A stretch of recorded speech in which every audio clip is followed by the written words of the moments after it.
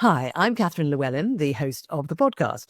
You can find out all about Truth and Transcendence on truthandtranscendence.com.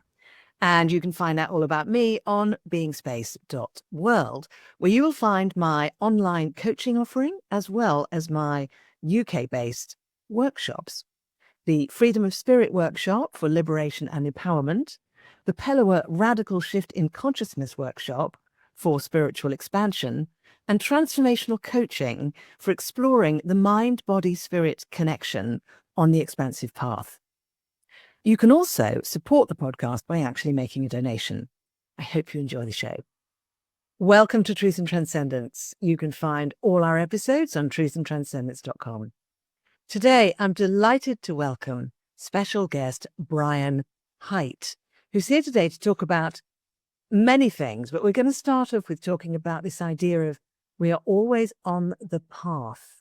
And in a moment, I'll ask Brian to kind of show us what he means by that.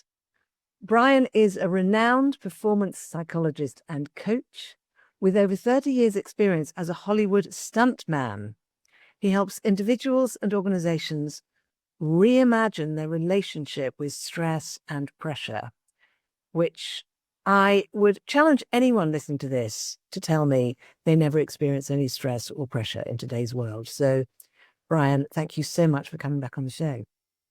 Oh, I appreciate you having me. Thank you. It's my pleasure. So let's tell everyone how to find you right off the bat, which is brianhiteglobal.com, and Hite is H-I-T-E. So you can find Brian there, and we'll remind you again later. So, Brian, this whole thing of we are always on the path. Now, I've got my own understanding of what that means for me. Would you like to share with us all what that means for you? Well, that idea really came after I just heard so many high school kids talking about staying on the path or getting off the path or, being lost with regard to the path. I mean, there was so many different things that they would bring up. And I got to thinking about it, and I don't think that I don't think that they're understanding path in the way that I understand it. And by that I mean where I'm standing right now, if I turn around and look behind me, I see a very clear path. I know where I've been, and it's very clear, that trail and where it has gone through. But if I look in front of me, I don't see any path. I see nothing. There's literally nothing there until I take my next step. And when I take my next step, then the path manifests under my feet.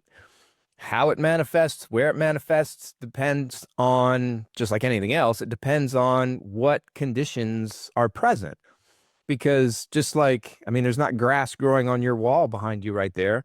The reason for that is because the conditions aren't right for grass to grow on that wall. But if you were to walk outside, you'd probably see some grass. Why? Because conditions are right for grass to grow there. And that's how our paths are. What emerges, what manifests for us in the present moment is just a function of all of the different conditions that exist. But because the future is unknown, because we can't know the future, the path in front of us isn't real. We can imagine a path. We could imagine multiple paths, but there isn't a real path. Now, behind us, there's a real path. That's happened. Objective data that we can turn to. So no, I was at that place at that time. Yes, I was. There it is. There are my footprints. But in front of us, that's not true. And so there's no way to get off the path when the path emerges under our feet with each step. There's no way to get off of it. So we are always on the path. Whatever step we're taking is the step that we're taking. That's where we are. And that's part of our path. We're never off of it. Ah, now that's really interesting. So you're essentially saying that we are actually creating our own path by stepping. So where I it's very similar to if anybody's familiar with quantum physics, the idea of a wave function, meaning that particles exist in this state of probability. So some states are more probable than others, but at any given moment, with a wave function, all of those different states are possible. Some are more probable, but all are possible.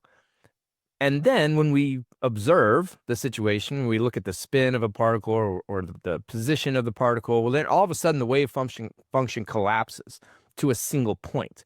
And now there's just one thing. Whereas before there was a wide probability. So wave function, all things are possible, some more probable than others. And then when that wave function collapses, there's a thing. Well, that's the way I see that step that we take. Until we step, all possibilities are out there. Everything's possible. Some things are certainly more probable than others, but all things are possible. And then when we take that step, boom, it all turns into one thing. Now that moment manifests given whatever those conditions are. Right. And the other thought that struck me in response to what you just, in the way you described it, it's like you're saying we're always on the path. It's inevitable. It just is. It just is a what so. We're always on the path because our next step is what then gives rise to the next piece of the path.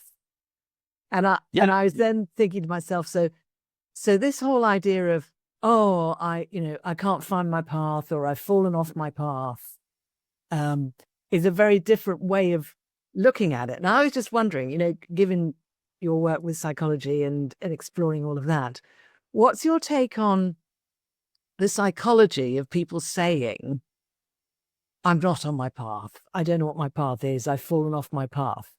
How do you sort of make sense of that kind of way of thinking and expressing? Well, when I hear it, it sounds like it stems from essentially goal setting. Our concept of how we should deal with the future, certainly here in the West, is I need to figure out what I want, meaning I need to set a goal, and then I need to figure out all the things I need to do between now and when that goal is achieved in the future.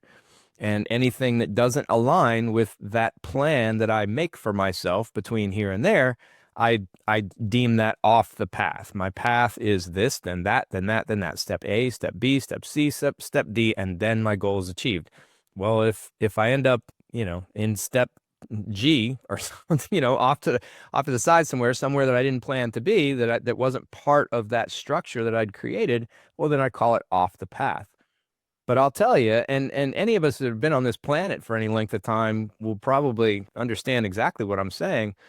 When I look back in my past, again, the path is very clear. I can see how this led to that, led to that, led to that, how one thing's connected to the next, connected to the next.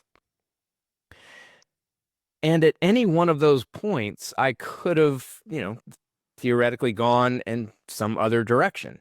But I didn't. I went the direction that I did. And so it seems very logical. It seems very linear that that's how we do things. But is it possible that I could have gotten to exactly where I am right now via a different strategy, a different path, a different way? Absolutely it is. 100% it is. Just in the same way that if you're trying to make it to the top of a mountain, you could start on the south side or you could start on the north side, and you start climbing up, you're going to get to the top of the mountain. And you can take circuitous routes or you could take the straight line, but you get to the top of the mountain. So is it possible that I could have gotten exactly to this place? It is. It's probably not likely, but it is possible. And I can tell that from, in the back. So moving forward, I think when people, they project into the future, this is where I want to be. This is where I plan to be, or even just very confidently, this is where I'm going to be. And then we figure out in our minds, okay, well, here's what it's going to take. We try to figure out how we get from here to there. And how we figure it out is certainly, it's a logical process that we go through to figure out, okay, well, I'm currently here and I need to be there. What are the steps? But I think that we need to embody some humility in the sense that, well, maybe we didn't, number one, maybe we didn't think of everything that we even could have thought of, that we know, or the information that is accessible to us. Maybe we didn't think of it all, or maybe we just didn't process the information that we had as well as we could have. Maybe we made some mistakes, or, and because this is another piece on top of it, we just need to recognize that we can't predict the future. I mean, truly, I might get information as soon as I get off of this thing with you that completely changes my mind all about this always on the path thing. something might happen. I might read an article, somebody might call me, I might have a conversation, I might learn something new that will change my perspective. And if it does, then it does. Now I've got a new perspective. And when my new perspective is there, if I hang on to those old views of the future, this is one of the problems with goal setting is that, we identify these things, we decide they are the most important, most valuable things for us, very helpful for us to achieve. And I think that we're probably right, or at least right most of the time when we decide that. But then we keep living. And then the next day we learn something new, and the next day we learn something new, and the day after that we're presented with an opportunity, and so we move in a little bit different direction. Well, then when we reevaluate, okay, I wanted that goal. Is this still good for me? We have to be open to the fact that the answer might be no. So this idea of being off of a path assumes that there is an actual path into the future that exists that will get you to where you want to be. But again, I would question number one, let's just acknowledge that that path isn't real. It doesn't actually exist. And number two, where you think you want to be might not be where you really need to be. Yeah.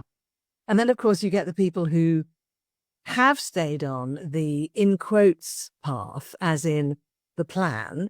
I went to college, I got this job, which enabled me to get promotion. And then I then went and worked in Asia for a while and then came back like everyone else does in that line of work. That people can create a sort of that I used to do a lot of work for HSBC bank group. And they have this whole thing where there was a particular kind of type of plan of how you got from, you join from college, then you do this, and then you do that, and you do this, and you do that, and you end up on the board or whatever. And it kind of worked. But you often ended up with people at some point along the way suddenly realizing they were completely miserable because they were just following a dictated plan that was nothing to do with what really spoke to them, what really touched their heart. It was not organic. They'd sort of processed themselves in a pre-structured way and made themselves miserable in that way, by believing in a path, which, as you say, is not actually real. Mm-hmm.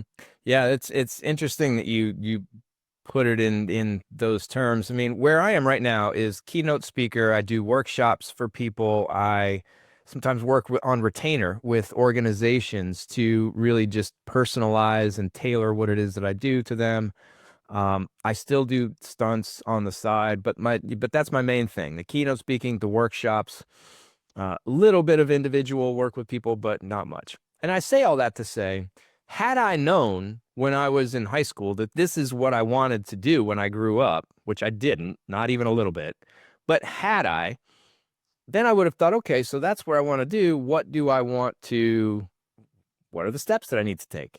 Well, I need to go to college and graduate from college. And then I need to go to graduate school, get my master's and finish up with a PhD.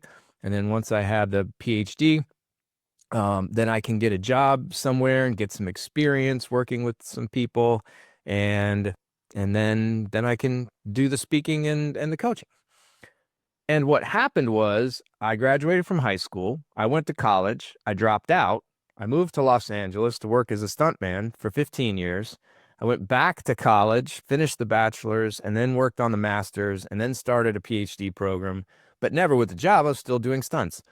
And then I got married because that's what you're supposed to do, get married, have a family, and all that. And then stopped doing stunts, went to work for the Army, quit the Army job, got divorced, went back to doing stunts again another time, started working again on the PhD, finally finished that, went back to the Army job, got married again, did the Army job for a while, got divorced, had a kid somewhere in there. You see where I'm going. It's not been a linear path to where I am, and yet here I am. And I would argue, to my benefit, because all of the experiences that I've had, all the traveling that I've done, because the other thing that I do is I work with people in high stakes environments. I work with corporate people for sure, but I also work with educators, first responders, athletes, performing artists, people who when they perform, there are things at stake that really matter. And And I say that because the 30 years that I've spent in stunts gives me a really good feel for that. And the 10 years that I spent working with the US Army gave me a great feel for that. And and a lot of experience and a lot of knowledge, both firsthand and academically, in that area. So if so again, if I'd taken the path that somebody would have said, if I'd have gone to the guidance counselor in high school and they said, all right, well, here are the steps that you need to take, and then got all freaked out when one of them didn't work out, when I ended up, meeting somebody or getting divorced, which again, off the path. I'm not supposed to get divorced. That takes me off the path. So we just have to be, again, humble enough to just recognize that we can't predict the future. There's no way of doing that. And that whatever it is that we think we want is fine, but just also be open to the fact that we may want something different tomorrow, and that's fine too. So setting goals, great. You take stock of what life is right now. You recognize where you want to go, gives you some direction, gives you some focus, gives you some motivation to move in some directions. But then you live and you learn and you meet new people and ideas change. And so that goal can change too, which means the path changes. So even if there were such a thing, which there isn't, but even if there were such a thing as this path that's real in front of us in the future, we would still never know if we were on our path or off our path, because we keep changing the path, because we keep changing the goals based on what we learn and our experiences. So again, for a couple reasons, just that on the path, off the path thing, I think is problematic. I think that's fantastic. Well, what it also means is that if we're always on the path, that's a win. That's more of a win than saying, well, I'm not on the path. How do I be on the path? That idea that you've got to find a correct path for you. And how do you know it is correct? So do you then spend your whole time worrying about whether it's the wrong one? But this idea of actually we're on the path anyway, so we can let go of worrying about being on the path because we're on the path. So that's a win. So then there's another whole thing of, right, okay, if I'm on the path, then what else? Then it frees up a lot of energy, doesn't it? A lot of kind of psychic space for us. Do you find it when you're working? Yeah, it's really just about right now. What do I need to do right now to move myself forward in whatever direction I think is the right one? And then again, just staying open to the fact that tomorrow I might think differently about what direction I want to get. This literally just happened yesterday. So I was like I said, the work that I do is what I do. I'm still doing stunts. I'm doing the keynote speaking, the workshops to work with the various organizations of different types of people. And I listened to a podcast. It was Sam Harris's podcast, and he had a guy named Rutger. I can't remember his last name, but he wrote a book called Moral Ambition. And he has an organization, Moral Ambition School, I think it is, where they offer some fellowships for if you apply, then you become part of these organizations to hopefully move the needle on some issues that sometimes it's hard to move the needle on. For example, different food preparation things, tax stuff, I think was one of them. I can't remember what the other one was, but it just looked really interesting. And when I was listening to the guy talk, a lot of what he said made sense. And then when I looked at the website, that looked interesting. So I said, you know what? Why don't I apply for the fellowship? If I get the fellowship, then that will completely change my life. I will then be working a full-time job for these 6 months, and then I'm going to be running an organization, trying to move. Like, it will completely change everything. And I'm open to that. I don't know, what's going to happen. I'm not going to turn down the possibility. It seemed interesting. So I went ahead and expressed interest, and whatever happens next, happens next. It's a very competitive fellowship. I'm not expecting to get it, but if I did, I think it'd be kind of cool. And I'm open to changing that direction. So today, right now, I have an idea of what I want to do and where I want to go, and the things that I can do in this moment that can help me, that can be productive. But tomorrow I might get a call from these guys saying, hey, you know what? You're a pretty good prospect. We want to pursue this further. And then my focus might shift. So, and that's okay, because that's all part of my path. I just took a new step. I took a step, and reality manifested. And this is where I'm sitting right now. And as I take the next step, reality will manifest there too. All of the possibilities and probabilities and all that stuff is still in the future, but now is what it is. And it is what it is in every moment every step we take, it manifests. So we are always on the path. Yes. Lovely. What a great way to live. I mean, that way you described that, that's just a beautiful state of mind to be in, I think, because it means that you're receiving the gifts of whatever's coming towards you without getting into a kind of a stress about it. Because I think, you work with people around stress, among other things, don't you? And one of the things I think that causes us stress is this whole question of, am I on the right path or have I fallen off the path? Do you find that with your clients? Well, stress comes from a couple things. This comes from what's called the transactional model of stress. It's been around for a long time. But it's essentially when we're in a situation or when we're thinking about whatever life, we ask ourselves two questions. One, these are primary appraisals, what they call it. Is there a threat? Is there, or as I've kind of expanded it, is something important at stake? Does something really matter in this moment? Because if it does, then we move to a secondary appraisal and we ask the question, all right, well, do we have the resources necessary to deal with this high stakes situation, this important moment? And if the answer is no, that's when we get stressed. So when we find ourselves in high stakes moments, particularly ones that we perceive as a threat, and we don't believe we have what it takes to deal with those situations effectively, that's where stress arises. So yeah, when we start thinking about the future, one of the things that throws us is the uncertainty itself, because human beings don't like uncertainty. Fact of the matter is that all of life is uncertain. It's all possibility and probability. And, we've all experienced those days where we wake up like, this is what's going to happen. And that did not happen at all. I mean, that's just part of being a person. So we all know that things can just happen. So that unpredictability, that uncertainty is always present. But that in and of itself can be seen as a threat. And when we're in uncertain situations, when we recognize that uncertainty, it's impossible to know what resources we even need, let alone whether or not we have them. So all of that's why uncertainty creates so much stress inside us so predictably. Yeah. And so, so when we're talking about this path, if I'm off the path, well, I don't know how to get back on. I don't know. That I don't know. That's that uncertainty. We see that as uncomfortable, as a threat in and of itself. And again, just because we don't know, we really have no idea what resources are possible or even necessary in that situation. Yeah. And then if you add into that self-doubt, even if we've got the resources, we may not believe that we have the resources to respond anyway. Because actually the thing about not knowing, it seems to me that we all actually have the resources that are required to not know. As in, not knowing is almost an existential state of being, isn't it?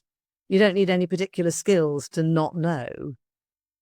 It's the easiest thing in the world, in a way, and yet it's the thing that we have most difficulty with. That's a kind of ironic, don't you think? Yeah, the human beings, certainty is something that we love to create, and we do create it. We create it in our minds because it certainly doesn't exist in the world. But we hang on to it, that certainty, that predictability. That's something that for whatever reason we've evolved to really like. And when it's not there, we tend to experience discomfort. But like you said, we don't have to, because that is the normal state of things. And I think that, if we can just acknowledge that we're part of something larger. I mean, for me, this is how I handle it. I'm part of something bigger. I'm not separate from and operating kind of along with the environment. I am the environment. I'm the environment in everywhere that I go. I stand outside, I look around, I see trees, I see other people. They're all part of my environment. Well, you know what? If they turn around, then I'm part of theirs too. So we're all part of this one thing. And as much as we can recognize that and we realize, look, we're just this small part and this other thing is all moving around. It's doing all its own stuff too. So of course there's uncertainty. I don't know what's all happening everywhere else. I have a pretty good idea of what the probabilities are with regard to me, my little bubble here. But as far as the rest of the world, I can't know that. So that's for me a really big recognition with uncertainty, is just that idea that I'm part of something bigger. And then the other piece of it too is being grateful that things are uncertain. That I think life would be really boring if we knew stuff. People ask sometimes, it would be great if we could predict the future. Well, I don't know if it would. I don't know if it would. I think things might get pretty boring, or just become stale. I mean, just get to the point of nihilism, like, well, what's the point? I already know what's going to happen, and nothing matters. It doesn't matter what I do. It's or choose or go or anybody that I'm with. Nothing matters. None of it matters. I know exactly what's going to happen, and this is how it's going to go. I think that would be a really bad place to be. So for me, I think about uncertainty as possibility. I think of uncertainty as any day, literally any moment of any day, something that I think is really cool could happen. And that's been reinforced in me through Stunts, because the way Stunts works is you never know when you're going to work, or where you're going to work, or for whom you're going to work, or for how long you're going to work, or even really what you're going to do. You just don't know. You have to trust that those calls are going to come. And then they do. I mean, you're walking through your day and you're doing your thing, doing the dishes, maybe some laundry, whatever you're doing. Next thing you know, the phone rings, says, "Hey, Brian, you available to come work on this thing?" And now I'm working. So that idea of, if I woke up in the morning, like, well, just another day, nothing's going to happen. That's very different from, it's another day, and any moment something could happen. That's a whole different mindset approaching life. And for me, it's been very helpful. So that's been reinforced by doing stunt work. How long ago was it that you really kind of landed in this kind of perception of we're always on the path? Do you remember? Oh, I don't know. It's been this whole it, and it's continuing to morph. It's been morphing for years. I was yeah, I don't know. I'd say probably about 7 or 8 years ago is when I started reading some Eastern philosophy. I've been reading Western science, not even so much Western philosophy at that point, but mainly science stuff just for my degrees. And so I understood cognitive theory and cognitive behavioral therapy and the theoretical whatever's behind all of that. Uh, and so that's where my mind pretty much was, until I did start digging more deeply into philosophy in general, both Western and Eastern. And I started questioning some of the assumptions. For example, one of those assumptions is that there are such things as high stress situations, high stress environments, high pressure situations, high stress jobs. And I don't think that's true. I think that and this is something that comes from philosophers at least 2,000 years ago, specifically Epictetus, who said it's not events that disturb us, it's our judgment of those events that disturbs us. So, taking that to what I was just saying, there aren't situations, environments, jobs that are stressful. There's simply situations, environments, and jobs. And whether we experience stress in those moments is entirely up to how we judge those moments, how we think about them, how we experience them, what we choose to pay attention to and prioritize in those moments. That's what creates stress. So there's no guarantee. It's people talk about it like, if you go into this situation, then you are guaranteed to be stressed. It's not true. And it's not true very demonstrably. I mean, you and I, nobody would really, I don't think, question this in their own lives. You and I could walk into the same exact situation, and one of us experience stress and the other one not. Why? Any number of reasons. There are several variables that would go into, at least several variables that would go into whether we experienced stress or didn't. But at the end of the day, it's not the situation. You and I could be plunked right in the same place at the same time and experience it very differently. And that, I think, is important for people to understand. Same thing with pressure. Pressure is not the result of where you are or what's going on. It's how you're thinking about it. It's where your attention is focused. So recognizing those things as well, I think, can be incredibly helpful. And for me, again, reading the various philosophers from whatever has transformed my thinking. And I think, I mean, I struggle sometimes when I'm reading things or I'm writing, because for me, I go with high stakes environments, high stakes situations. That's the way I put it out there. Um, but I read constantly about these high stress moments and high pressure situations. We got to perform well under pressure, and it makes me a little bit crazy. But that's where I am right now. Again, I might read something new tomorrow, have a different conversation that makes me realize, you know what? You hadn't really thought that through. You missed this other part over here. You don't really understand this as well as you thought you did.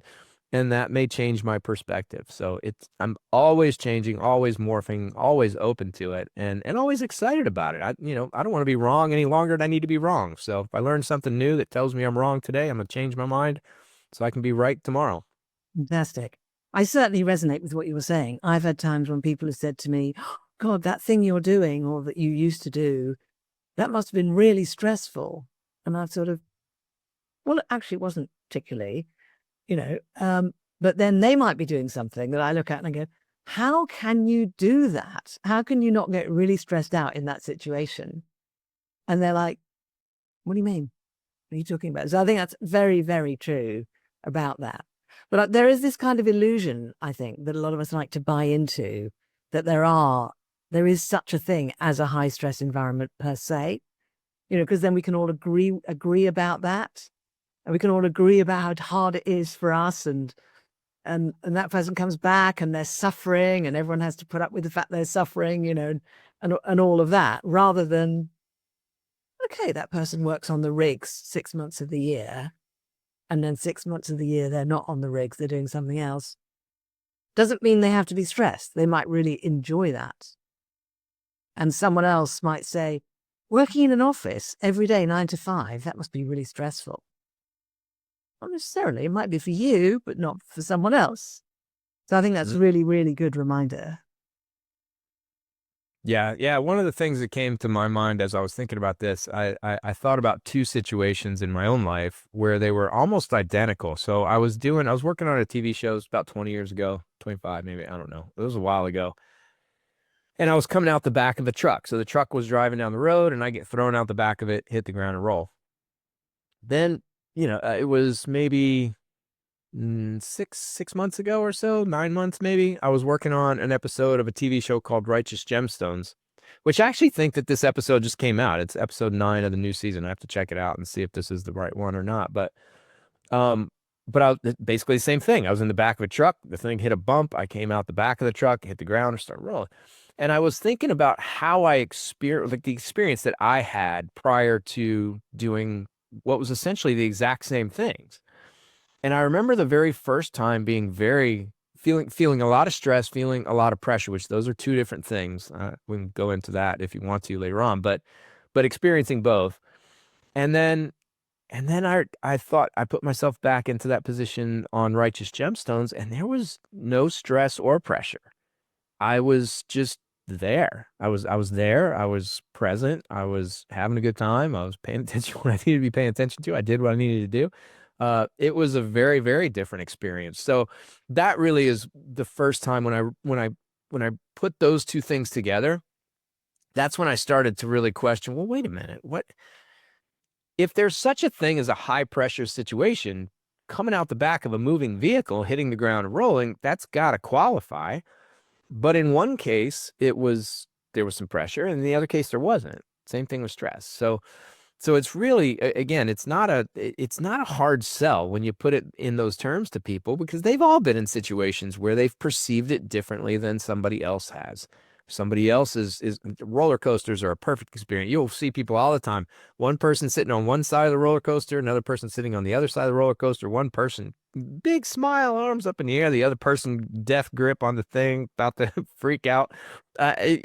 Same exact experience, same location, same time. Incredibly different perceptions about what it is that's going on. Yeah, I had an example of that. My boyfriend at the time was really into caving. Do you know what caving is? Uh-huh. Okay. So any listeners who don't know what that is, you basically climb down below the ground and then explore underground, basically. and you're probably wearing special outfits and stuff. And at any point in time, you might have a waterfall on your head, or it might be very cold or whatever. He loved it. And so I went with him one weekend. Big mistake. I was absolutely terrified. I was halfway down the ladder from the surface into the caves, and I was frozen on the ladder, screaming in terror. And he's at the top going, "Oh my God, this is embarrassing." Our relationship did not last long after that. But, neither of us really understood this thing of it's not inherently stressful. He loved it. I did not. And that was just the way it was. And the thing your situation you described, you had a completely different relationship with it at different points in your life. The similar experience, but you're older, you're more grounded, perhaps, you're in a different space. And I think we've all experienced that thing of, you ask someone out for a date, the first time you do it, you feel like you're going to die. And then you reach a point, some of us reach a point where you can do it without the terror and the stress experience around it. So I think we've all had those, this was stressful, now it's not. Yeah, and that's important, because the something that you said, this is another thing that I'm exploring. I'm trying to put in my mind together a theoretical paper that I can publish in a journal, and this is the type of stuff that it is, because what you're describing is there's a relationship between how high the stakes are and how much stress or pressure we might experience. But there are mediating and moderating variables in there, meaning that for example, what you just described is experience and possibly confidence, that I'm sure is very strongly related to the experience, but doesn't necessarily have to be from experience only. But those two things can change that relationship. So there might be a very high stakes situation, and I might not experience any stress or pressure, and that would be the difference, is the confidence levels. When confidence is high, I don't experience any stress or pressure. There's no relationship there. But when my confidence is low, there's a very strong negative correlation between the stakes, well, positive correlation between the stakes and the pressure, meaning the higher the stakes are, the higher the pressure. But not when confidence is high. Confidence is high, that relationship goes away. So exploring what those different things are, perceptions of uncertainty, that might be another variable that would change things in that moment. Yes. So things of that nature, I think, are important for people to understand, that there are a lot of moving parts, that you can't just assume that if you get dropped into a certain situation, that you will all of a sudden, for sure, guaranteed, reliably experience stress or pressure. You can't do that. Yeah. Each situation's different, and it completely depends on how you choose to view that situation, how you're understanding it. And a lot of that, like you mentioned before, has to do with resources. You mentioned sometimes we're not aware of what all of our resources are, or if we are aware that we have the resources, maybe we either don't know how to bring those resources to bear most fully, or we're just not good at it. We don't recognize all that we have. And that's important. So, and I guess we can just talk about what resources even are. When I say that, what I mean are physical resources, mental resources, emotional resources, social resources, financial resources. There are a lot of different kinds of resources, spiritual resources. There are a lot of resources.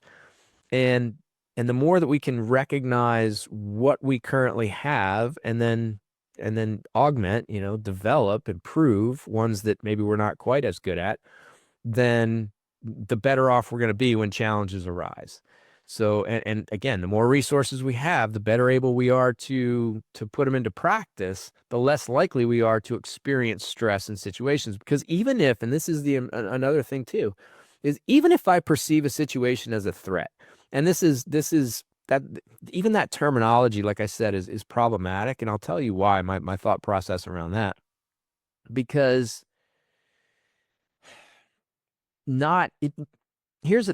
some situations are threats. You can't blow that off. In other words, I've heard some therapists talk about it's not a threat, it's an opportunity, or it's not a threat, it's a challenge. Just change the way you're viewing it. It's not something bad that might happen to you. It's something good that you can take away from it. And I think that there's value in that. That's fine. But the problem for me is that when I'm standing in front of a car and somebody calls action and my job is to get hit by that car, or I'm standing at the top of some stairs and when they call action, I'm supposed to fling myself down those stairs or get lit on fire, whatever. That's a threat. Something bad might happen. I mean, that's the definition of threat. Something bad might occur. And I have to acknowledge that. I can't say that it's not. I can't turn it into a rainbow or a unicorn and say, no, it's not a threat. That's a challenge. But at the same time, the truth is that if I believe that I have the resources necessary to deal with that situation, chances are I'm going to see it as a challenge. That's where I think excitement lives. I think excitement comes when we are in a high stakes moment, something very important's at stake. Either we really want something badly or we want to avoid something badly. That's what I mean by high stakes, but the stakes are high and we feel like we're capable. We feel like we can meet that moment. That's when we can lean in and be excited. So if we're experienced and physiologically, this is something that's interesting. The difference between excitement and nervousness or excitement and fear is very, very hard, almost impossible to detect physiologically. If we were to measure heart rate and breathing and skin conductance and all the things, they're the exact same, but they are very different experiences that we have. And I think that what what makes things exciting or nerve-wracking is the extent to which we believe we have those resources, not the stakes. The stakes are what maybe determine how excited we get or how nervous or scared we are. That's where the stakes come in. But the resources, I mean, if we believe we have the resources and the stakes are high, yeah, that's the challenge. That's the place where we can be excited. We can really that feeling that we get inside that sometimes we define as nervousness, butterflies, nervousness in our guts, that same feeling can be interpreted as excitement when we think we're capable. Yeah. We used to have a term years and years ago. I was involved with a thing called the exegesis program, which was very similar to EST or the Landmark Forum, or which is more sophisticated now, but I'm talking back in the late 70s. And we used to have this thing where we'd say, I'm nervous and excited, as if that was one word, nervous and excited, because we were recognizing that what the body's doing is, as you say, very, very similar, and that we could invest in the nervousness manifestation of that, or we can invest in the excitement manifestation of that, or we can recognize that we're kind of going back and forth between nervous, excited, Well, yeah, and that's a great point too, because I highlight that so strongly in because I talk about what stress and pressure are and what they aren't. And one of the things that they aren't is what you just described, which is called arousal. That's the name of the literature. It's just our level of energy activation, our level of pumped upness, our level of amped upness. That's all that is. And it involves exactly what you're talking about. Muscles tense, heart rate increases, breathing increases, becomes shallow. All the things I was saying earlier, all things that are a function of the sympathetic nervous system activation, which is what happens when the stakes are high. When we're in a situation that matters to us, the sympathetic nervous system kicks in. And when it does, all those physiological changes that we were just talking about happen, and they happen reliably, predictably, every single time. You should not be surprised by them at all. But how we label them does change. And how we label them is often, if not most of the time, determined by the extent to which we believe our resources are capable of handling the situation. Because the arousal levels are what they are. But whether we interpret that as nervousness, meaning I don't think I have what it takes, or I interpret it as excitement, yeah, bring it on. I absolutely have what it takes. It just depends on our perception of the moment. Yeah. I remember it being very interesting to just be on that cusp between those two, realizing that we could go either way kind of thing, realizing that we could get into the fear and back off, or we could get into the excitement and move forwards, whilst acknowledging the fear, while understanding that was possibly there or maybe there. So it was very interesting because at the time I was, I don't know, in my 20s or something. It was particularly useful as someone who was trying to work out what it is to be an adult in the world, and where are my edges and what can I actually engage with and what can't I, and different ways of being able to do that. So yeah, what yours? Still working that out. Sorry, you're still working that out. I'm still working that out. I plan to be working that out until they put me in the ground somehow. Let me know when you've cracked it. Yeah. I'll be interested to know. No, I think constantly being aware, like you were saying, the path ahead doesn't exist. So Yep. when believing the path ahead exists is a death knell, isn't it, to our experience? So that thing. Well, I think it's what we do, but because here's the thing is we're pretty good at recognizing things that are very probable. So we're not often surprised. I mean, when you put that glass down, it's going to make a sound. You predict that, you know that's going to happen. Is it possible that it wouldn't happen?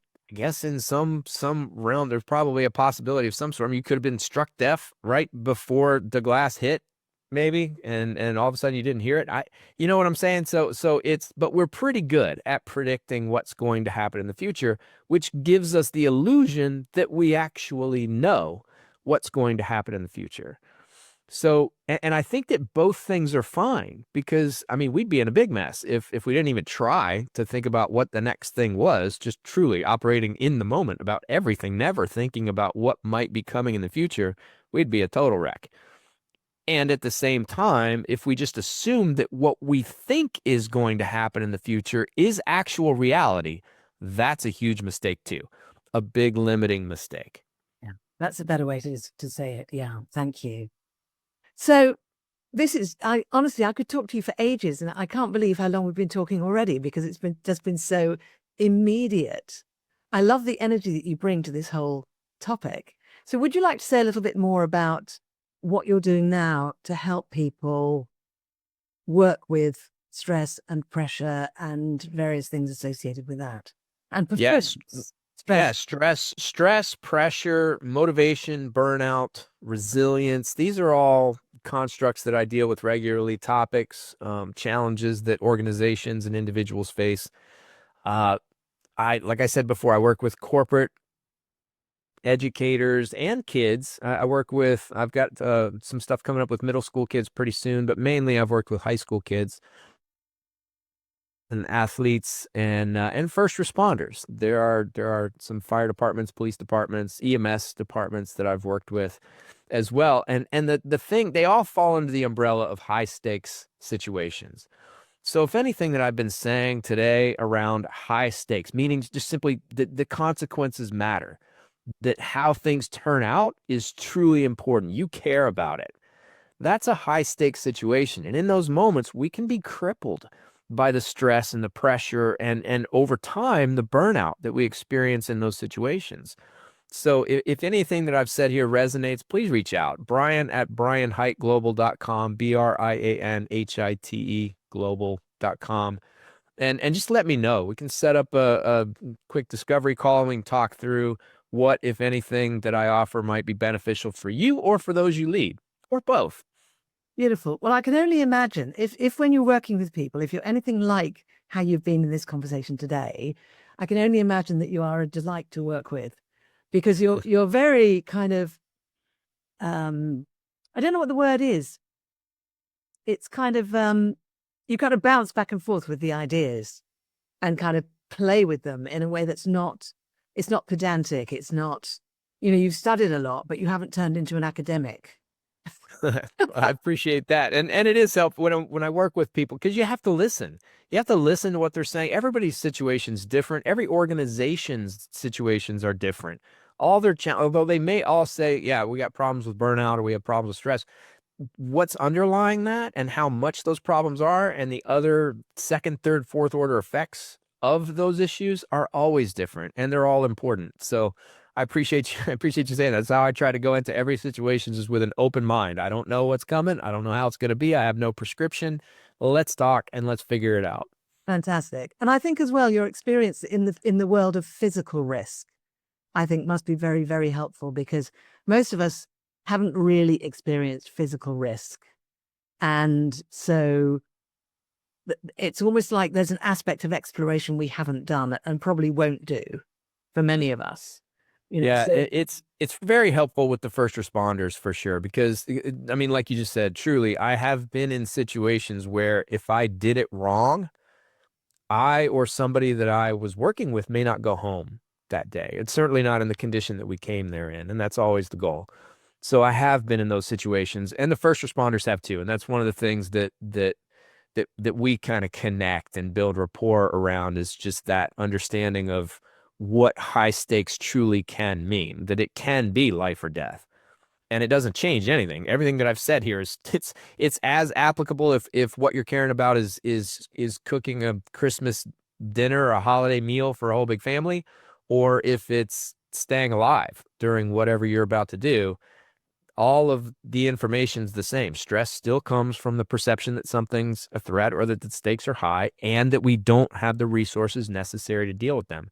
Pressure still comes from a focus on consequences, the what ifs. If I screw this up, then, rather than on in the moment task relevant things. That doesn't change no matter what the high stakes moment is. So, yeah. amazing, beautiful. So, Brian, we've actually talked about quite a lot today in this conversation. It's kind of gone in a whole number of interesting directions. Has there been a favorite part of our conversation for you today? I enjoy talking about all of it for the reasons that you just said. I like challenging assumptions. I like kicking around ideas. I like trying to approach things in from new directions. So this idea of the colloquial, we're off the path. Let's get rid of it. I don't think that that's. I want to challenge the usefulness of that phrase. I don't think it's accurate that there are high stress, high pressure situations or jobs. I don't think that's true. I think we bring our own stress and pressure based on what it is that we have to offer and how we're seeing the situation. So let's acknowledge that and let's benefit from it. Let's grow from it. Let's let go of some of the old assumptions that may not be serving us as well as they could be, and look at things differently. Beautiful.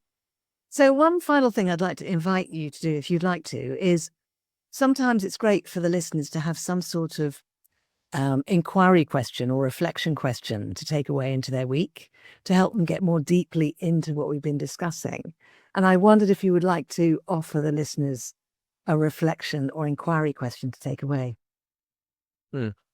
Well, I think with the always on the path concept, I would challenge people to just throughout their day, throughout their week, think about those things that you are, the goals that you've set, the things in the future that you believe are going to happen, and you are operating every day like that is going to be the goal. And just question what it might look like if that were to change. What might provoke that change? For example, let's say somebody had a goal of I want to finish my degree at university or at college. I want to get this degree. And they've been pursuing that for a year and a half or so, and it's going very well. But then they get offered a new job opportunity or a promotion at their job that may change their hours that they work or their availability or their ability to do that. Or they find out that they're pregnant and a baby is coming. So the life is going to change. That is the kind of thing that might change that person's goal of, oh yeah, well, I did want to get this degree and I still maybe would one day, but maybe not right now. Maybe I need to switch my perspective. So what kinds of things might cause you to rethink your projections of what you think the future ought to be? And just recognize too that that's all they are. They are projections created in our minds of what we think the future ought to be. And they're only based on what we know right now. Fantastic. I love the thought of everybody, because we have listeners up for this show in over 100 countries. So I love the thought of people in 100 countries playing with that question and just kind of experiencing how that can open things up and open up possibility and perhaps even inject more life into what they're already doing as well, as well as opening up the possibility. Because I don't know if you've noticed this, when we open up the possibility in our minds of many other possible routes, very often the thing we're already doing suddenly comes more to life. Have you ever noticed that? Yeah, and you know what? It's very possible that with reflection, we recognize that what we're doing and how we're proceeding is exactly what we need to do.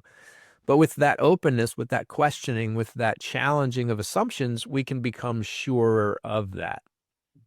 Amazing. Thank you so much, Brian. Well, thank you very much for giving everyone your contact details again, so I didn't have to remember to do it, which is brilliant. Thank you so much for coming on the show.